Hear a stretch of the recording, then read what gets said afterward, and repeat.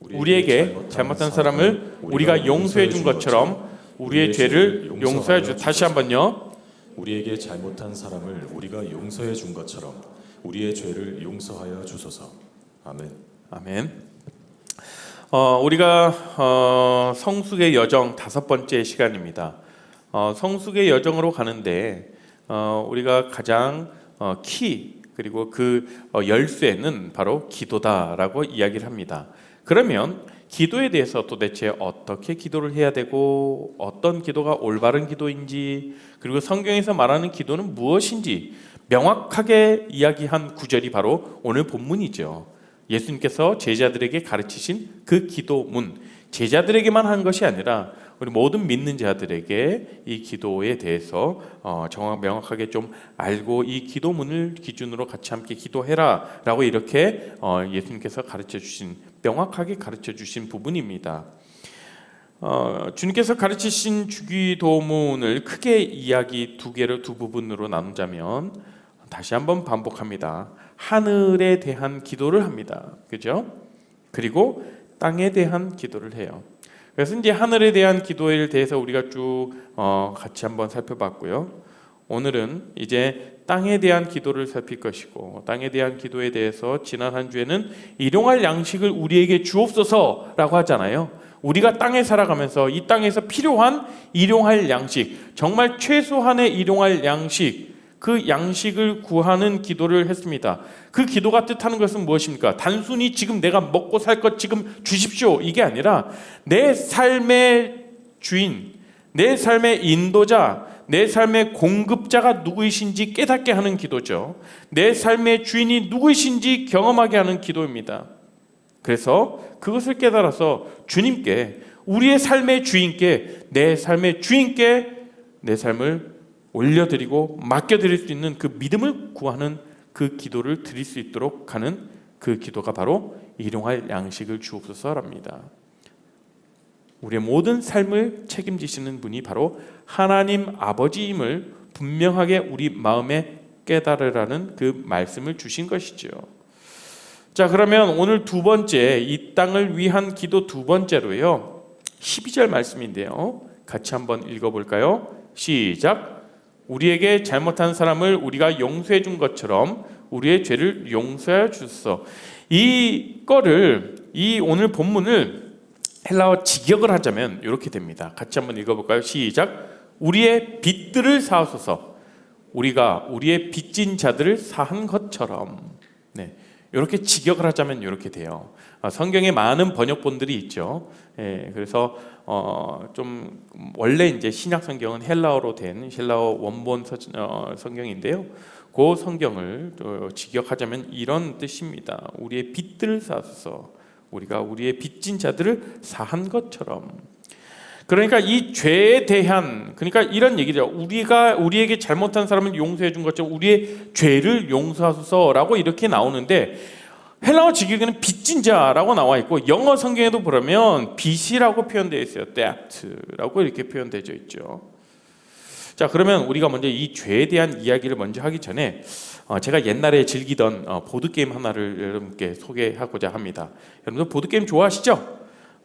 별론가? 네. 보드게임 좋아하실 텐데, 저희도 이제 그 보드게임이 있어요. 그래서 임원들에게 얘기하시면 셀 모임 할 때 보드게임들을 좀 빌려가지고 게임 하실 수 있는데 좀 많이 구입해 놓도록 하겠습니다.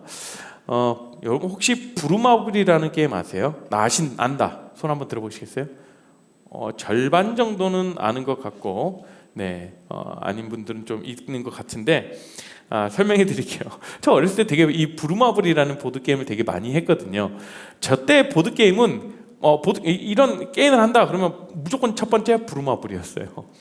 그런데 이 부루마블이 참 재밌는 게임이었어요. 그런데 참 어떤 게임이었냐면, 참가자 모두에게 시드머니를 줘요. 다 돈을 줍니다. 돈을 다 나눠주고, 그리고 주사위를 굴려서 그 주사위가 나온 숫자만큼 말을 가지고 앞으로 가는 거예요. 그런데 가는 그 칸마다 뭐가 있냐면 나라 이름이 있어요. 다 나라가 있어요. 나라 수도가 있고. 그러면 그 땅을 내가 살 건지, 아니면 그 땅을 샀으면 나중에 또 뭐 호텔을 지을 것인지 빌딩을 지을 것인지 집을 지을 것인지 뭐 그런 게임이에요. 그러다가 다른 사람이 내 땅, 내가 산 땅에 샀어요. 그리고 그 땅에다 호텔도 지었어요. 그 땅에 빌딩을 지었어요.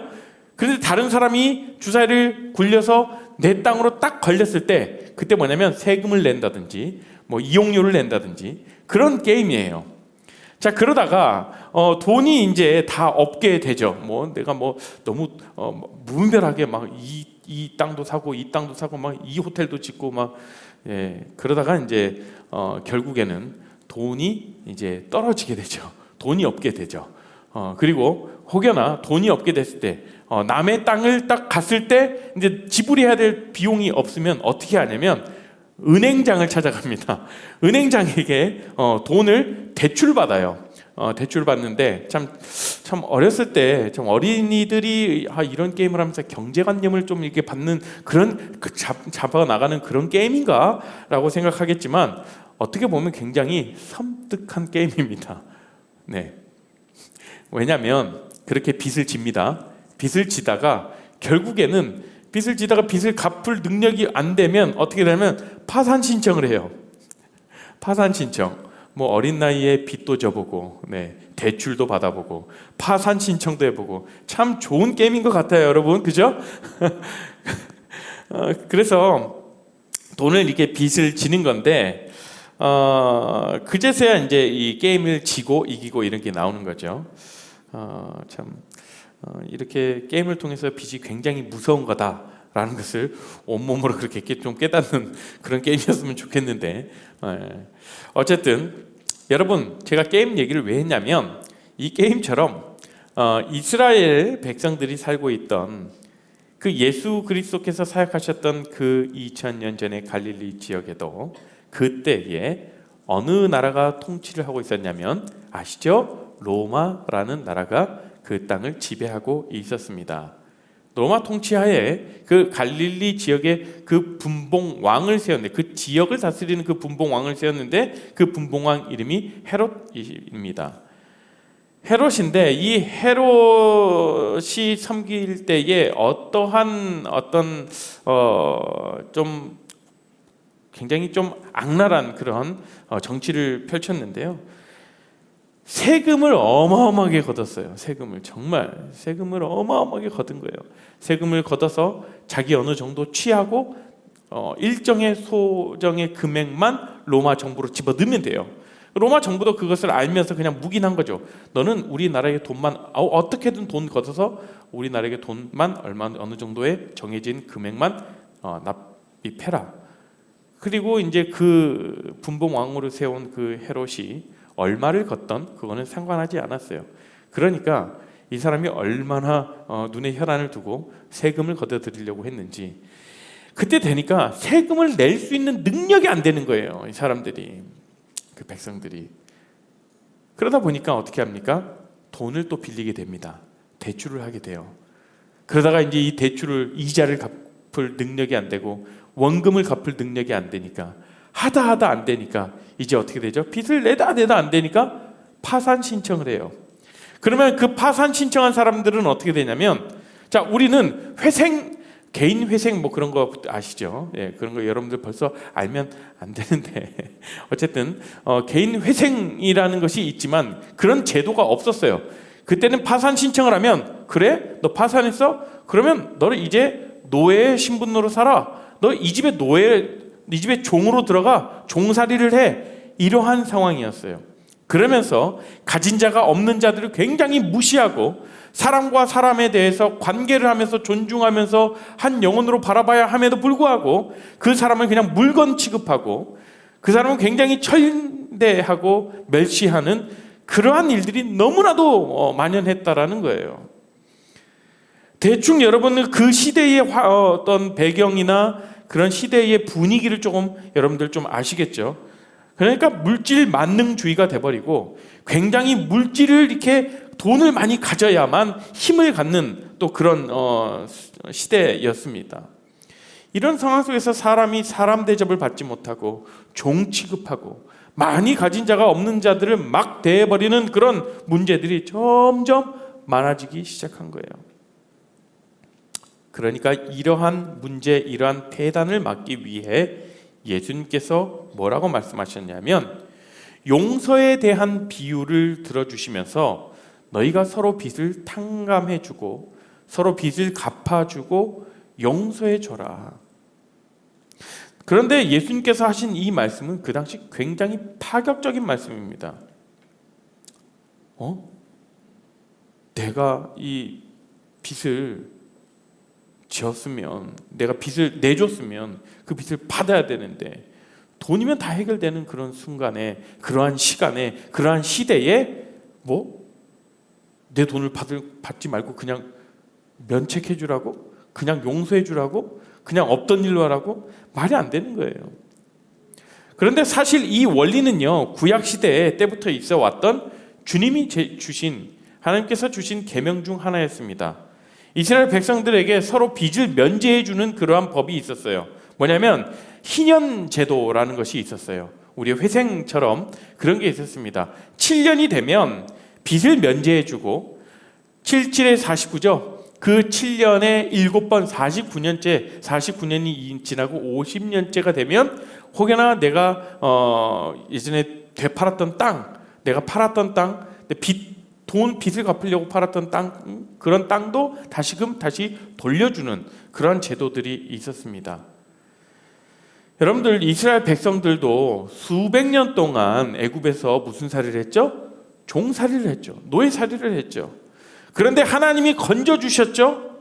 자유롭게 해줬죠. 그 은혜의 경험이 있는 자들이에요. 그렇기 때문에 너희들이 선택받은 백성으로서 너희들이 구원받았고 노예에서, 그런 종살이에서 너희들의 자유의 몸으로 은혜를 받았으니까 그 은혜를 잊지 말고 다른 사람들에게도 그 은혜를 베풀며 살아가라는 의미에서 이러한 희년 제도를 구약시대 때부터 이미 하나님께서 정해주셨어요. 그런데 이 신약시대에 다른 이방 나라들과 다른 나라들의 지배를 받게 되면서 또다시 주님께서 말씀하셨던 이러한 희년 제도들, 이런 부분들을 다 내려놓고 없어져 버린 거예요. 그냥 내 재산이 소중하고 돈이 정말 가치 있는 그러한 돈을 따라가는 그러한 시대로 살아가고 있었다는 것이죠.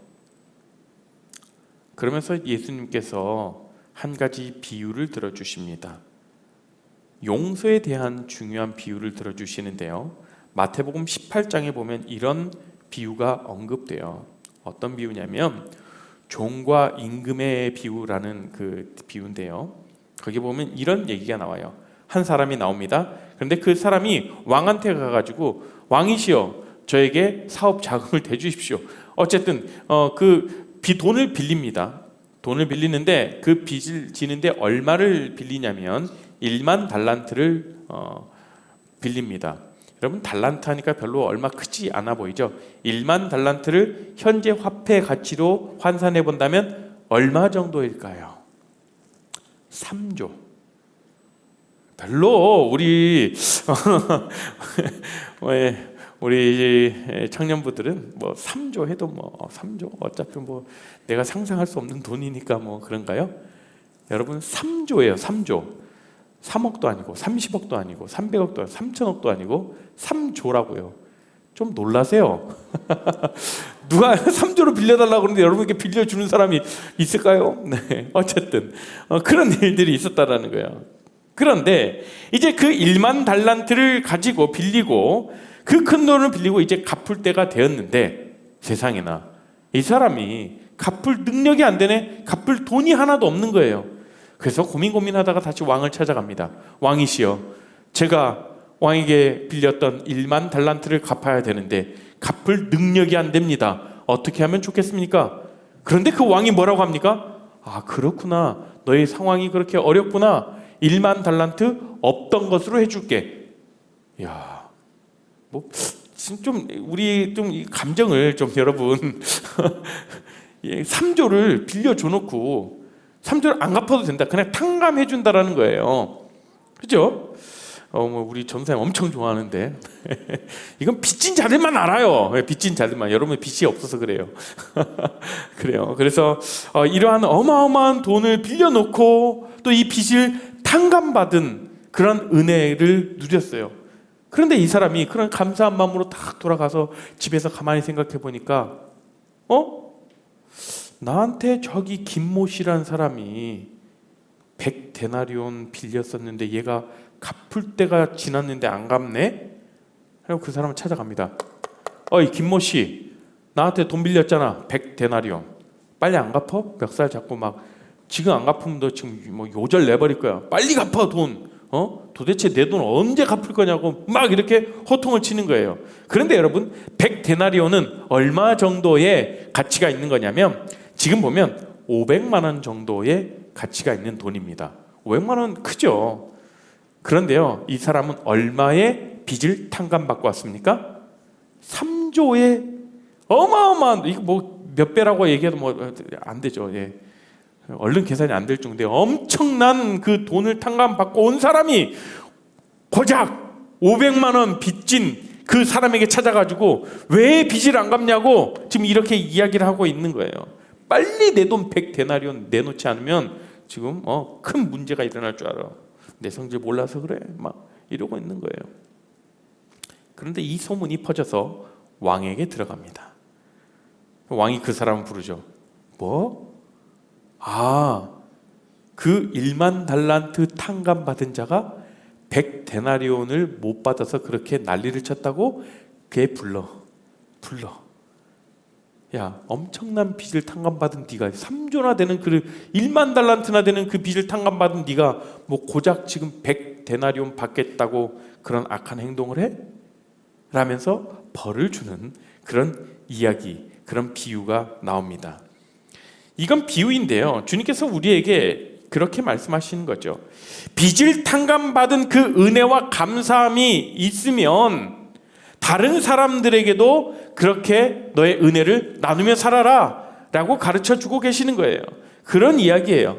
그런데 그렇게 살지 않는 사람들이 훨씬 더 많은 게 지금의 시대이고 그때의 시대이고 혹여나 어쩌면 우리의 그런 마음들도 있지 않을까요, 여러분?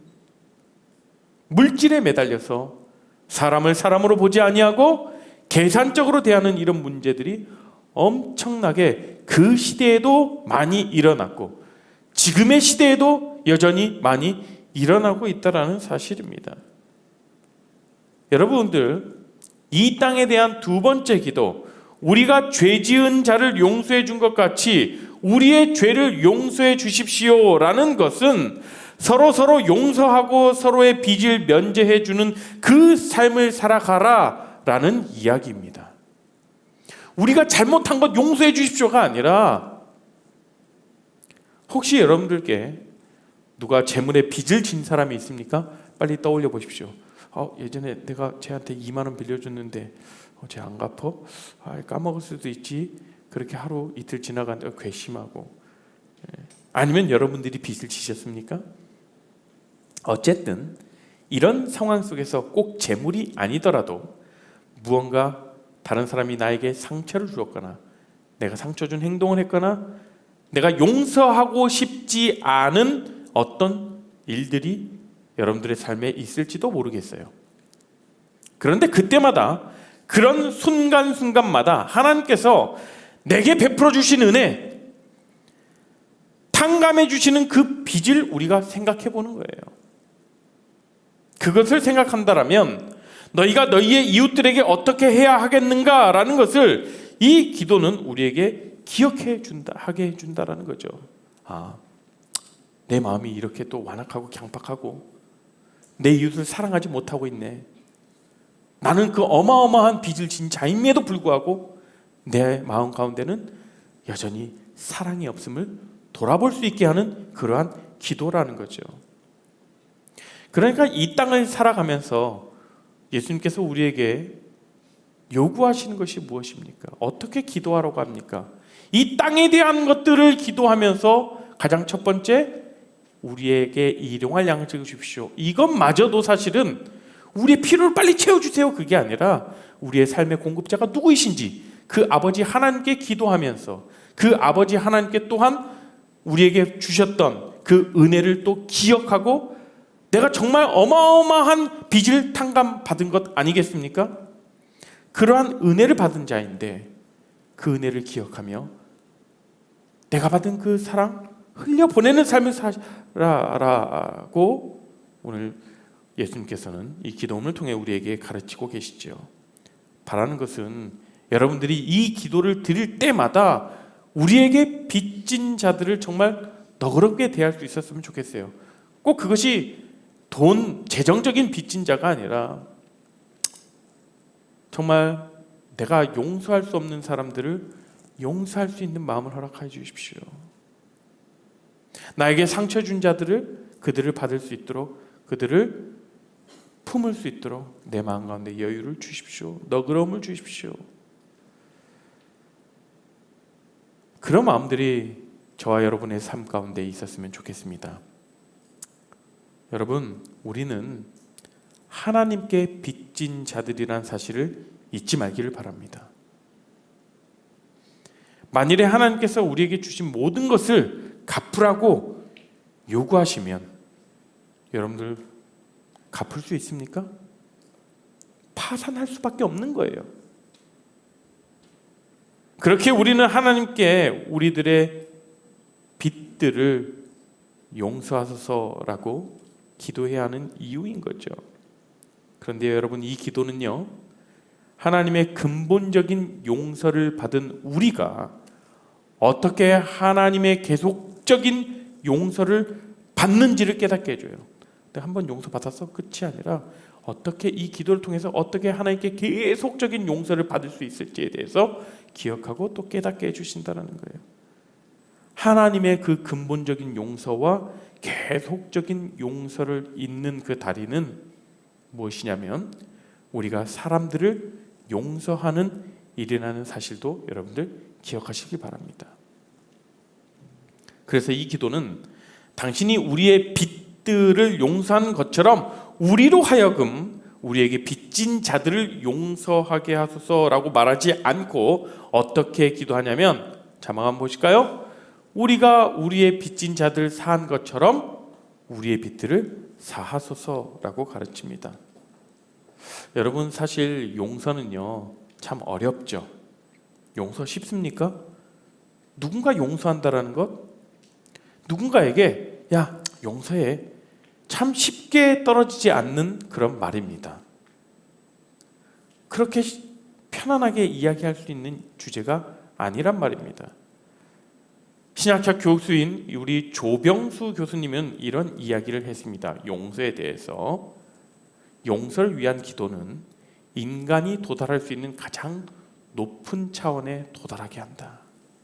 다시요. 용서를 위한 기도는 인간이 도달할 수 있는 가장 높은 차원에 도달하게 된다. 이렇게 얘기를 하고 있어요. 그러니까 용서는 그만큼 어려운 거죠. 그러니까 우리가 용서를 할 수 있도록 내 능력으로 용서할 수 있습니까? 내 감정으로, 내 사고로 용서할 수 있습니까? 힘들어요. 그만큼 어렵다라는 거죠. 그래서 그 어려운 것을 위해서 우리가 더 기도하면서 주님 용서할 수 있는 너그러운 마음을 주십시오. 그런데 여러분, 용서하기 위해서는 뭐가 필요하냐면요, 하나님의 긍휼이 필요합니다. 다시요, 용서를 위해서 필요한 건 무엇이다고요? 하나님의 긍휼이다. 지난주에 우리가 컴패션 다큐멘터리 영화를 봤죠. 그들 안에 어떤 마음이 있었습니까? 말 그대로 컴패션, 긍휼한 마음들이 있지 않았습니까? 그냥 전쟁 이후에 전쟁 고아로 다니면서 그냥 굶어 죽고 나쁜 짓 하고 그렇게 살아가는 아이들을 봤을 때 그냥 동정심을 넘은 긍휼한 마음이 있는 거예요. 그러니까 자기의 고국을 땅에 돌아가서도 계속해서 그 아이들이 되고 떠오르고, 그건 하나님이 주신 긍휼의 마음이죠. 그런데요, 그들은 긍휼의 마음을 품었고 뿐만 아니라 그들은 또 긍휼의 마음으로 그들이 도움을 받고 사랑을 받고 그들이 맛봤기 때문에 그들이 그 긍휼함과 그 사랑을 맛보았기 때문에 그들이 또한 사랑을 또 흘려보낼 수 있는 거예요. 그렇기 때문에 혹시나 내 안에 사랑이 없고 내 안에 용서할 수 없는 그런 마음이 있다라면 여러분 먼저 구할 것은 무엇이냐면 하나님 제 마음 가운데 주의 긍휼을 부어주십시오. 그렇게 기도하고 나가셔야 돼요. 이처럼 우리 그리스도인들은 이미 주께 받은 은혜를 우리의 삶에서 흘려보낼 수 있는 그러한 삶을 살아갈 수 있도록 주님께 기도하며 나아가야 되는 것입니다.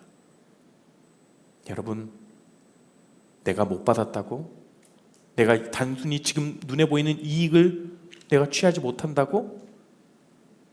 한 영혼을 정말 귀하게 여기시는 하나님의 마음, 그 긍휼의 마음을 품어서 내 삶 가운데에서 베풀고 용서하고 사랑하고 그러한 것들을 구체적으로 실천하면서 살아갈 때 그때 내 마음 가운데 더 자리 잡게 되는 것은 하나님이 날 위해서 행하신 값없는 은혜가 더 커지게 되는 것입니다. 그러니까 하나님의 사랑을 알게 해주세요. 하나님의 깊은 뜻을 내가 알길 원합니다. 하나님의 사랑을 맛보고 싶습니다. 라고 그렇게 기도하고 싶다라면 먼저 여러분들의 삶 가운데에서 그렇게 주님이 하셨던 그 사역들, 우리를 위해서 하셨던 그 일들을 우리가 몸소 실천하며 나아가 보는 겁니다. 그렇게 살아갈 때 주님께서 가르치신 기도, 정말 우리가 빚진 자들의 마음으로서 우리가 빚을 어마어마한 그 빚을 탕감받은 그 은혜를 같이 누리며 또 은혜를 또 흘려보내는 귀한 우리 모두가 되기를 소망합니다. 이 시간에는 저희가 같이 함께 찬양하시면서 저희가 상반기 감사주의를 보내고 저희가 또 주님과 함께 영적으로 연합되는 귀한 성찬식을 거행하도록 하겠습니다. 성찬식은요, 모든 기독교인들, 믿는 자들, 주의 백성들이 드리는 의무이자 특권의 시간입니다. 이것을 함으로써 단순히 그냥 의식에 불과하지 않나라고 하는데 주님께서 우리를 위해 찢기신 몸과 흘리신 피를 기억하며 내가 그 그리스도와 하나 되는 귀한 그 연합의 시간을 삼겠습니다 라고 여러분들 다시 한번 주의 또 그리스도의 사랑을 기억하며 나가는 이 귀한 시간이 되었으면 좋겠습니다. 올 상반기 동안에 주님께서 그렇게 우리에게 베풀어 주셨던 그 은혜를 기억하며 함께 찬양하며 나가시겠습니다. 함께 찬양합니다. 내가 누려왔던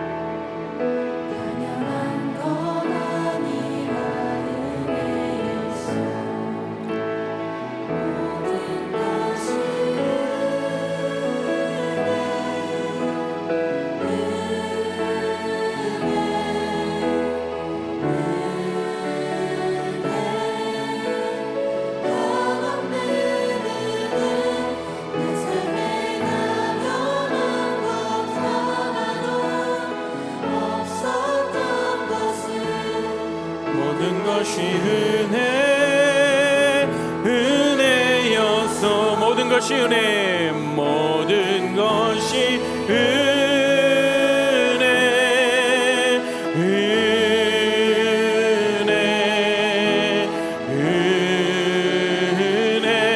한없는 은혜, 한없는 은혜.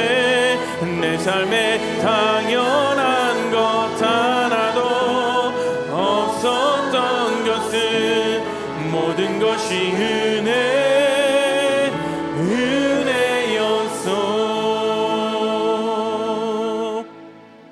예수님께서 잡히시기 전 제자들과 만찬을 하실 때 떡을 주시며 이것이 나의 몸이라 하셨습니다. 또한 잔을 주시며 이것이 나의 피다라고 말씀하셨습니다. 이를 함께 먹음으로써 예수님과 온전한 연합이 이루어진다라고 주님은 말씀하셨습니다. 성찬은 그리스도와의 연합인 것입니다. 영적인 연합이 이루어지는 그러한 시간입니다. 내가 주님 안에 있음은 그러한 주님 안에 있는 존재임을 다시금 눈에 보이는 이 메시지로 확인하는 그런 귀한 시간이죠. 오늘 떡을 받으시고 잔을 받으시면서 그것을 드실 때에 내가 주님과 연합된 자임을 다시금 확인하는 그런 귀한 시간 되기를 간절히 소망합니다. 오늘은 특별히 성찬 캡슐로 진행됩니다. 그래서 분병과 분잔을 한 번에 이루어지고 같이 제가 인도하는 대로 떡을 떼고 잔을 마치도록 하겠습니다.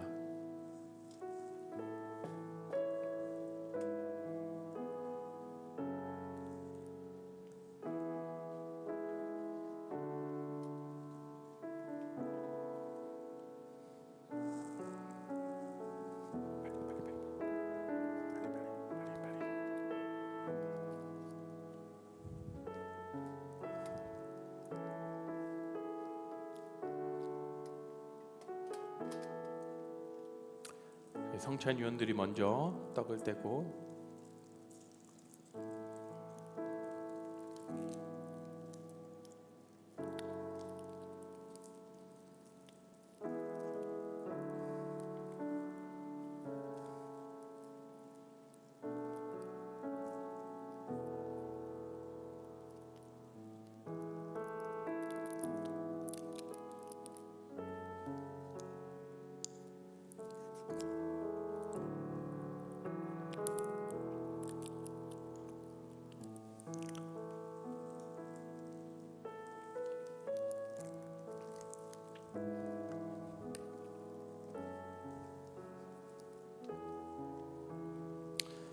여러분 기도하는 마음으로 예수 그리스도의 지키신 몸과 흘리신 피 그리고 우리에게 베풀으셨던 상반기 동안 베풀으셨던 그 은혜를 여러분들 하나하나 기억하면서 기도하는 마음으로 잔과 떡과 잔을 받으실 텐데요. 저희 교회는 누구든지 주님을 그리스도이라 고백하는 시인하는 자들께서는 누구든지 성찬에 참여하실 수 있습니다.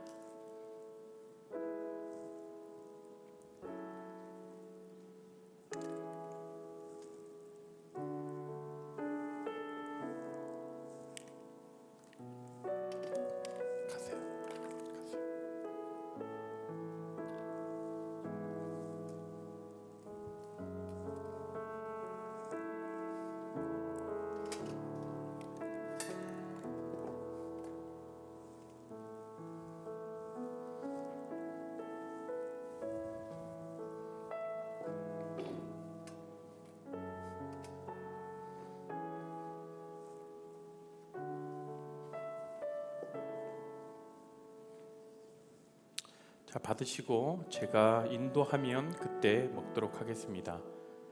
먼저 받고 기도하는 마음으로 앞에 나오는 성경 구절들을 함께 묵상하며 우리가 함께 나가시겠습니다.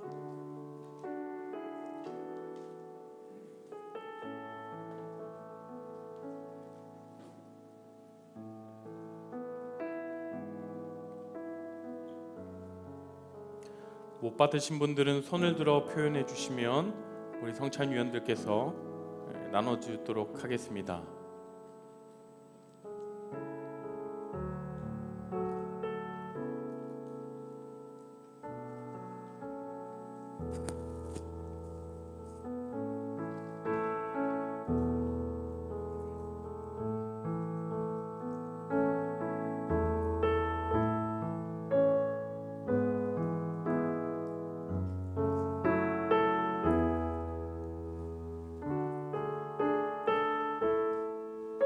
다 받으신 줄 알고요. 저희가 떡을 들고 기도할까요? 맨 위에 있는 비닐을 벗기면 떡이 나옵니다. 그 떡을 들고 저희가 같이 기도합니다. 그가 찔림은 우리의 허물 때문이요 그가 상함은 우리의 죄악 때문이라. 그가 징계를 받음으로 우리는 평화를 누리고 그가 채찍에 맞음으로 우리는 나음을 받았도다. 하나님, 우리를 위해 예수님을 이 땅에 보내주시고 나를 위해 몸을 찢고 피를 다 쏟으시면서까지 우리를 사랑해 주심에 감사드립니다.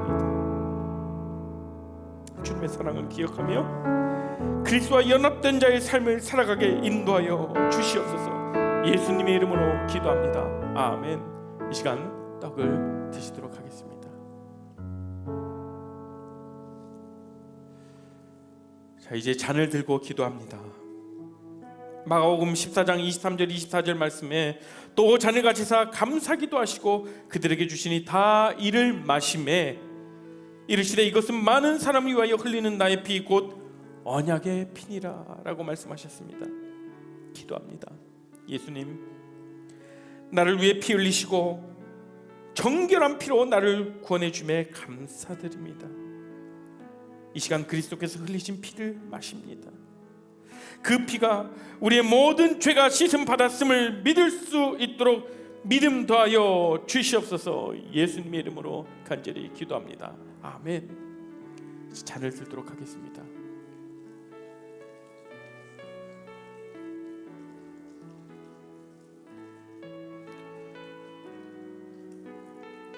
다 드신 용기는 나가실 때 우리 성찬 위원들이 들고 있는 볼에다가 수거해 주시면 되겠습니다.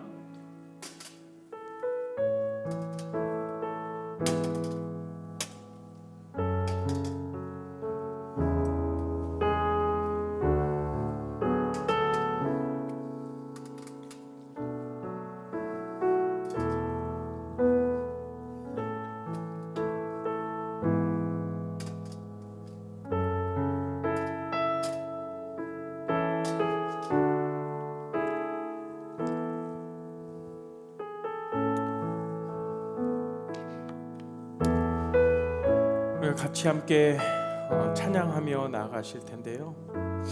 우리가 은혜 찬양 다시 한번 하고요.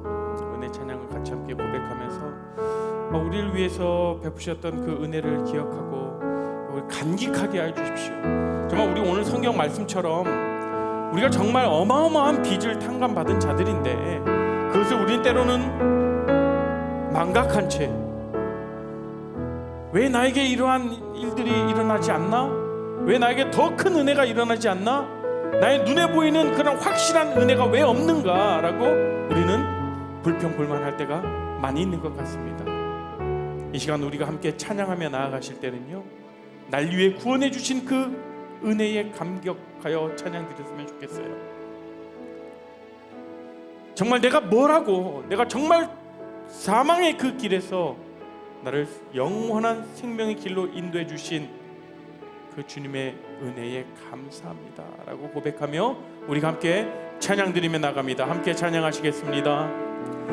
내가 누려왔던 모든 것들이,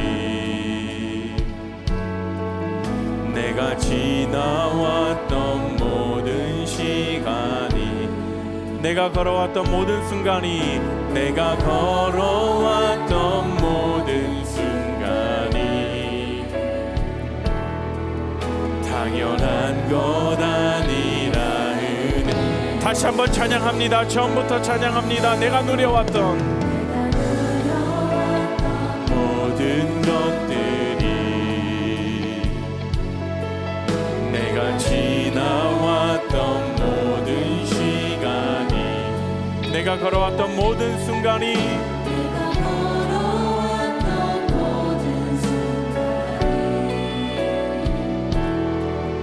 당연한 것 아니라 은혜였어. 모든 것이 은혜, 은혜.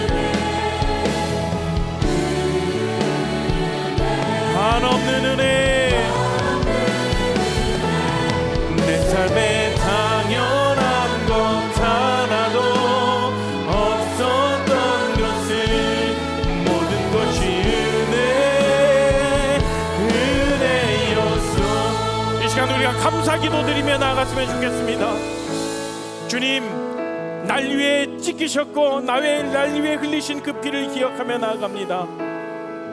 내가 그렇게 주님과 그리스도와 연합된 삶을 살아갈 수 있도록 날 구원해 주신 그 은혜에 감사합니다라고 우리가 주님께 감사 기도드리며 나아가겠습니다. 함께 기도하겠습니다. 주님 아버지, 시간 가운데 언제나 기도하겠습니다. 주님 아버지, 우리의 삶을 아버지 이끌어가 주신 주님께 감사드리며 나아갑니다. 나를 아버지, 나를 위해 지키시고 나를 위해 흘리신 피, 나를 아버지 구원케 하신 그 주님을 감사드립니다.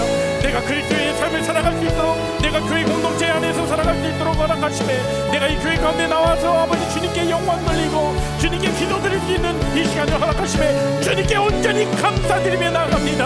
아버지, 내가 무엇이간 때 나를 위하여 죽어주시고 날 위해 흘리신 그 피를 우리가 잊지 않게 해주시옵시고 날마다 기억하게 하시고 내가 그리스도와 연합된 그 삶에는 다시 한번 기억하며 나가는 우리 삶 되게 하여 주시고 우리 모든 우리 공동체 회원들이 될 수 있도록 주님 인도하여 주시옵소서. 아버지 감사합니다. 주여 감사합니다. 주님 감사합니다. 아버지여 감사합니다. 주여 아버지 베풀어 주신 그 은혜들을 우리 기억하며 나갈 때마다 더 감사히 풍성할 수 있도록 주님 인도하여 주시옵소서. 주님 아버지 감사합니다.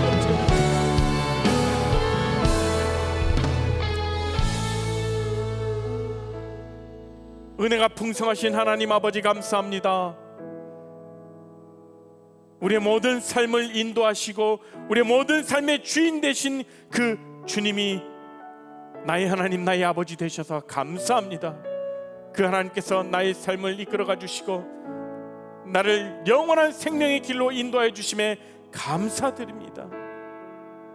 하나님, 정말 우리가 살아갈 때에 어마어마한 빚을 탕감받은 그 은혜를 기억하게 하여 주시옵시고 그 은혜를 흘려보내는 귀한 축복의 통로로 우리 각 사람 한 사람 한 사람을 세워주실 것을 간절히 바라오며 주님께 우리가 간절히 기도로 나아가는 귀한 청년들 되게 하여 주시옵소서. 이제는 주 예수 그리스도의 은혜와 하나님의 크신 사랑과 성령 하나님의 감화 교통하심이 예수 그리스도로부터 받은 그 사랑을, 하나님으로부터 받은 그 은혜와 사랑을 흘려보내며 살아가는 축복의 통로의 인생을 살아가겠다라고 결정하는 우리 모든 레알 공동체 가운데에 그들의 가정 가운데, 그들의 학업과 학교와 직장 가운데 지금으로부터 영원토록 함께 없시기를 축원합나이다. 아멘.